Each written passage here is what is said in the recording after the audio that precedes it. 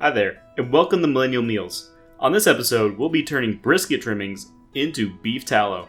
For ingredients, you'll just need the fat or trimmings from a brisket. For equipment, you'll want a cutting board or grinder, a knife, a pot with a burner, a jar, and a funnel with a paper filter. In this scenario, beef tallow is a product of us cooking fat trimmings from a brisket. Some folks throw away the trimmings, but like bone off of a ham or the shells off some crawfish, there's still a bit more flavor that we can get out of our food. In this case, I had a decent amount of brisket trimmings from 2 previous smoking sessions, so it was a perfect time to make some beef tallow. First, you're going to want to cut the fat into smaller pieces. This will make it easier to stir the pieces later. You can also grind up the fat as well, but I opted to cut up the fat for an easier cleanup later. Once you're satisfied with the sizes you have, throw them into a medium to large size pot. On the stovetop, you'll want to set your burner to low heat. On mine, I have a scale of 1 to 10, so I set it to a 3. This is a slow and steady process where you'll want to stir every so often to make sure all the pieces get cooked. As the pieces start to get more done or browner, you'll want to stir it more often to avoid burning those pieces of fat. As time goes on, the pieces will begin to shrink and you'll start seeing a clear liquid in your pot. This is the tallow that we're wanting. Once the fat trimmings start to look like pork rinds, you'll want to grab your jar or container. Put your funnel into the jar or over the container and place a paper oil filter in the funnel. This will help stop any small bits of brisket trimmings from getting inside that jar. Now, I'd say wait for the tallow to cool down a bit before pouring it into your jar, as we're dealing with hot oil and getting that on yourself is definitely no bueno. Once the temperature has gone down, you can start pouring your tallow into your jar. I was able to do this as the Lone Ranger, but if you're not feeling confident, I would suggest recruiting a friend to help with the pouring process. Once you're finished pouring your tallow, set that jar aside. You can either store it at room temperature or in the fridge. But obviously it will last longer in the fridge. As the tallow cools down, it'll start to solidify, but once you heat it up, it'll turn into a liquid once again. For me, I like frying my food with the beef tallow, such as using the oil to help cook popcorn, make french fries, fried chicken, or even some tortilla chips. Now, what to do with those leftover trimmings? Well, if you throw some salt on them, you basically have some pork rinds, or in this instance, beef rinds. You can either throw them away, or you can store them in the fridge for a nice tasty snack later. With that said, this is how you make beef tallow. Y'all stay safe and have a good one.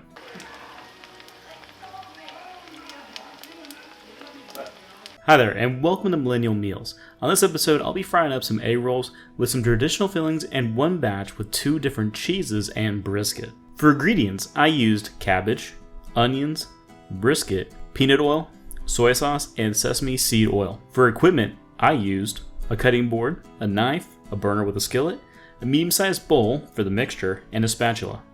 So generally, the filling for egg rolls is carrots, cabbage, and cooked pork. Now, I deviated from this for a more customized cooking session, but to also try out a more smoky version of the treat where all the main ingredients have been smoked. Now, when it comes to egg rolls, the most time-consuming part is prepping the filling.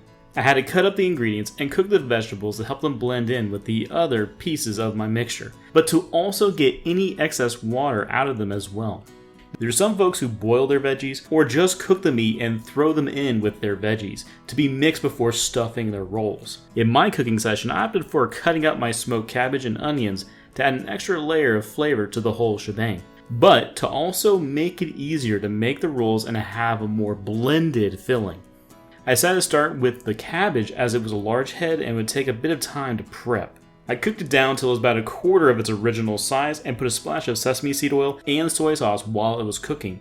One of the big things I learned about sesame seed oil, at least when it comes to egg rolls in my earlier sessions, is that if you put too much, it's going to definitely ruin the taste of the egg rolls. At least it'll have, I think the best way of putting it, a very strong taste.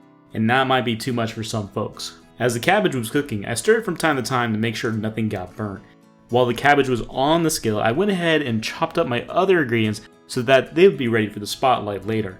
When the cabbage got to the size I wanted, I put it in another holder to make room for my other ingredients.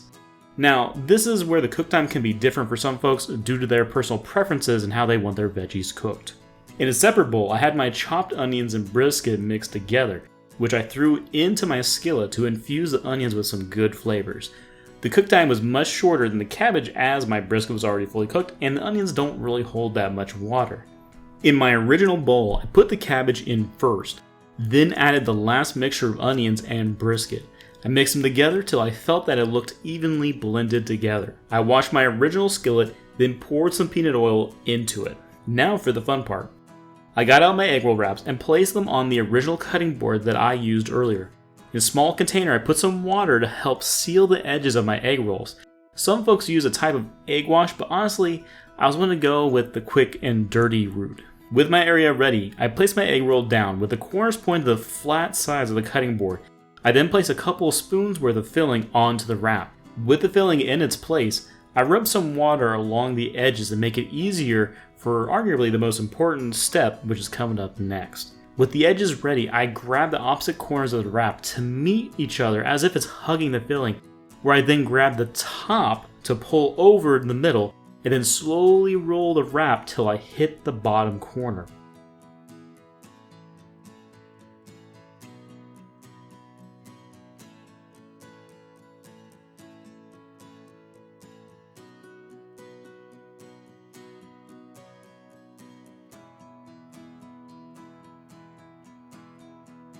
With all my wraps ready, I started the easiest part, which was frying my egg rolls.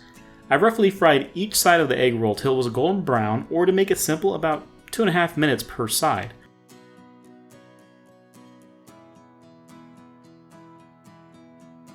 Eventually, I had a huge stack of smoky egg rolls. After some time stuffing my face with egg rolls, I thought, what if I just made a cheesy one? I saw a Philly cheesesteak version and I was like, wait, I still have a bunch of brisket, leftover stuffing, and cheese at the wazoo.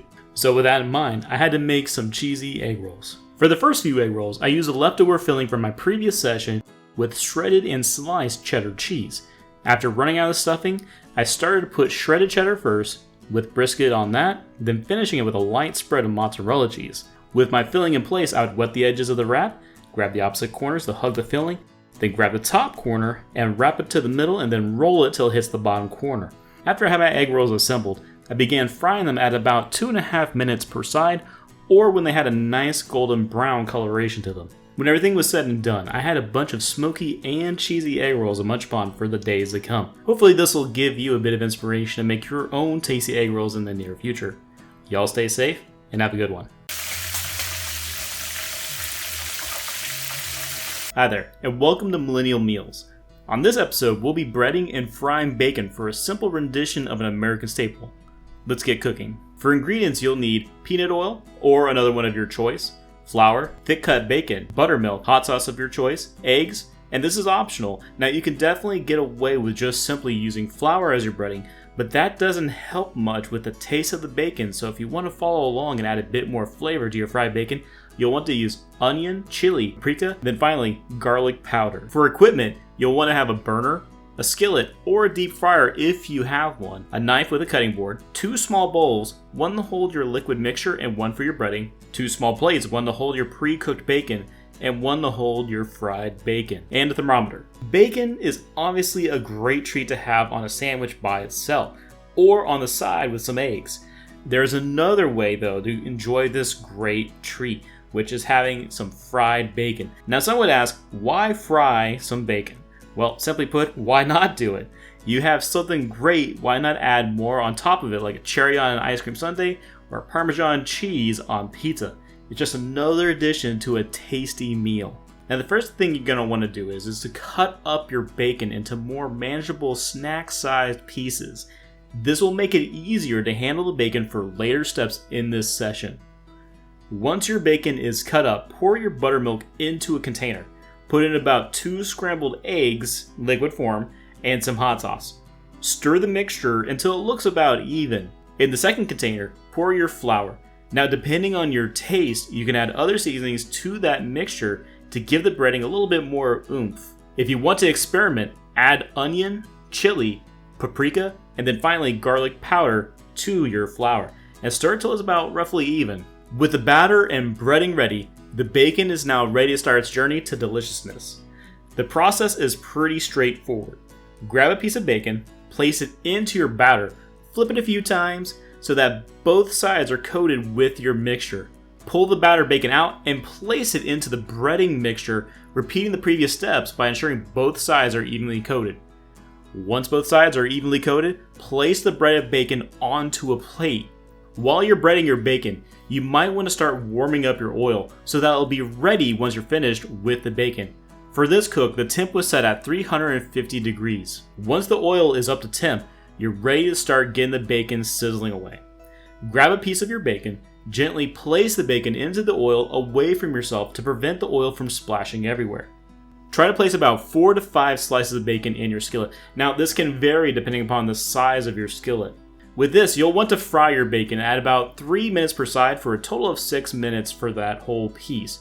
In this cooking session, the bacon was of the thick cut variety, so the cook time for you may vary, especially if you're dealing with thinner slices. When the bacon starts to get that golden brown, you'll want to pull it off. Strain it if you have a spider, then place it on a plate with some paper towels to soak up some of that excess oil. Check the temperature of your oil because it can go down if you fried up a whole bunch of bacon. If it is still good, then keep on frying. Eventually, you should have some nice delicious bacon fried up, or in this case, a pile if you fried about 2 packs of it. With that said, this is how you make fried bacon. Y'all stay safe and have a good one.